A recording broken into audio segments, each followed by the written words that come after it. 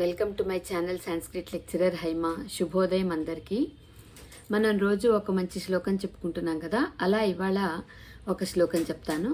దత్తాత్రేయ హరే కృష్ణ ఉన్మత్తానందదాయక దిగంబర మునేబాల పిశాచ జ్ఞానసాగర. ఇది దత్తాత్రేయ మంత్రం అనుకోండి. ఈ మంత్రాన్ని కనుక ఈ శ్లోకాన్ని ఉచ్చరిస్తూ మనం చిన్నపిల్లలు ఇంట్లో ఉంటారు కదండి, వాళ్ళకి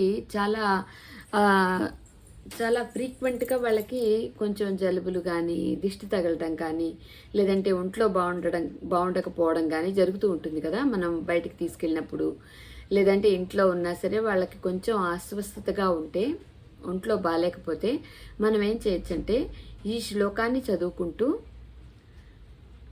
అమ్మవారి కుంకం కానీ లేదంటే అయ్యవారి విభూతి కానీ, స్వామికి సంబంధించిన విభూతి కానీ లేదంటే అమ్మవారి కుంకం కానీ పట్టుకొని ఈ శ్లోకాన్ని చదువుతూ పిల్లలకి బొట్టు పెట్టి వెన్ను కనుక తట్టామనుకోండి, వాళ్ళకి ఉన్న దిష్టి కానీ వాళ్ళకున్న అనారోగ్యం కానీ చాలా బాగా తొందరగా తగ్గిపోతాయి. ఎందుకంటే ఇది మా మావయ్య గారు దత్త మందిరంలో పనిచేసేవారు. ఆయన ఈ శ్లోకం చదువుతూ మా ఎవరికి ఒంట్లో బాగాలేకపోయినా, మా పెద్దవాళ్ళైనా చిన్నవాళ్ళైనా, మనకన్నా పెద్దవాళ్ళు మనకు బొట్టు పెట్టచ్చు కాబట్టి ఇంట్లో ఎవరికి బాగాలేకపోయినా విభూతి మంత్రించి బొట్టు పెట్టేవాళ్ళు, వెన్ను చరిచేవాళ్ళు. ఆయన ఆ చదివేటప్పుడు విపరీతంగా ఆవులించేవాళ్ళు.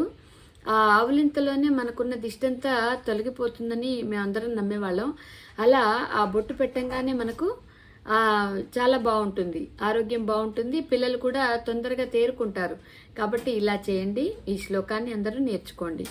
దత్తాత్రేయ హరే కృష్ణ ఉన్మత్తానందదాయక దిగంబర మునేబాల పిశాచ జ్ఞానసాగర. స్వస్తి.